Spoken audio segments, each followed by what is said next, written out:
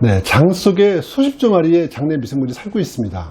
이런 장내 미생물의 세균이 구성이 비정상적이거나 쉽게 말씀드리면 유익균, 유해균의 불균형으로 생긴 질환이라고 할 수 있겠습니다. 옛날에는 과민성 대장증후군이라고 해서 스트레스가 주된 원인이라고 했습니다. 최근 들어와서 관련된 연구와 발표가 늘어나면서부터 그 원인들이 장내 미생물의 불균형으로 보고 있습니다. 의학 용어로 말씀드리면 dysbiosis가 되겠습니다.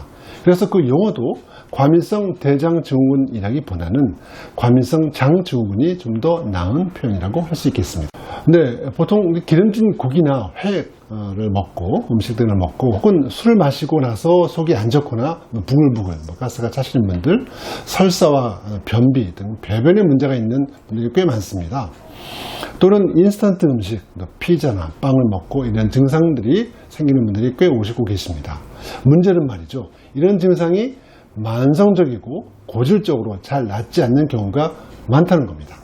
이럴 경우 일상생활이 안 된다는 겁니다. 이럴 때 초기에 치료하지 않고 괜찮겠지, 방치 시 장누수 증후군, 나아가서는 염증성 장질환, 대장암까지도 생길 수 있기 때문에 반드시 치료해야 되는 질병이라고 생각합니다. 네, 보통 음식을 먹은 후에 생기는데 심하면 조금만 신경을 써도 이런 증상들이 생길 수 있습니다. 예를 들면 복부 통증, 가스가 차서 속이 부글부글 빵빵해진다거나 설사, 변비 혹은 설사와 변비를 오가는 경우 다양합니다. 우리 몸의 장내 미생물은 대장에 가장 많이 상주하고 있는데 수십조 마리의 균들이 살고 있습니다. 소장은 상대적으로 꽤 적은 양의 장내 미생물이 있거든요. 어떤 원인이든지 대장의 미생물들이 소장으로 넘어와서 과도하게 소장에서 증식되게 될 수 있고요. 혹은 입을 통해 또는 위산 저하나 소화 능력이 떨어져서 들어온 음식물들이나 미생물들이 그대로 소장으로 넘어가서 증식하는 경우가 그 원인이 시작이 될 수가 있겠습니다. 과민성 장증후군의 종류가 정해진 것은 아닙니다. 배변의 유형에 따라서 변이 단단하게 굳어져서 복통과 함께 변이 나오지 않는 변비형, 복통은 적지만 반복적으로 설사가 나타나는 설사형 변비와 설사가 교대로 나타나는 혼합형 등으로 나눌 수는 있습니다. 네, 제일 중요한 건 음식 조절과 생활 식습관을 바꿔야 한다는 겁니다.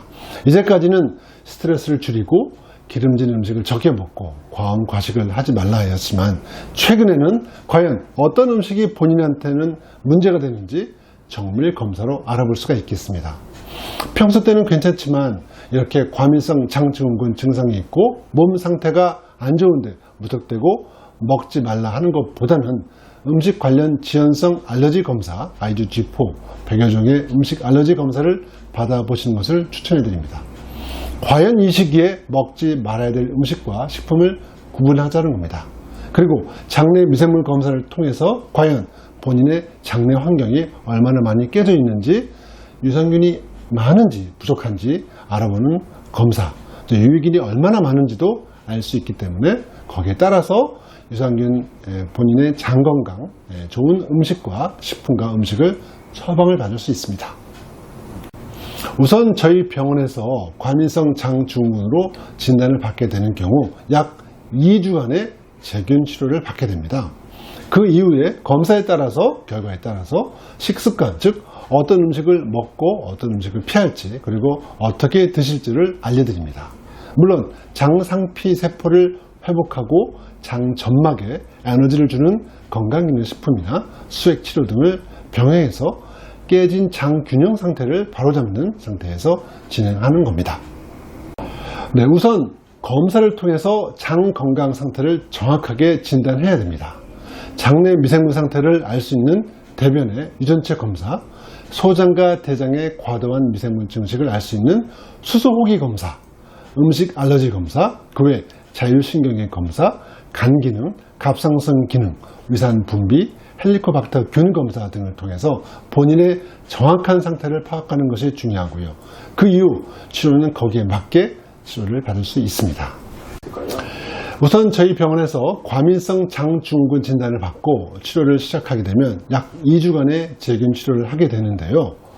대부분의 증상은 좋아집니다.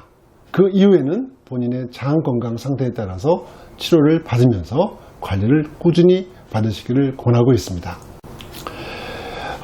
과민성 장증후군은 만성적이고 고질적으로 치료가 잘 안 되는 질환입니다. 많은 분들이 이 질환으로 고생하고 계십니다. 이제는 그 원인을 정확하게 진단하고 개개인에 맞는 치료를 꾸준히 받으신다면 장누수 증후군, 염증성 장질환, 암 등으로 넘어가기 전에 치료가 가능한 질병입니다. 장 건강도 찾고 행복해지는 그런 치료를 받을 수가 있습니다.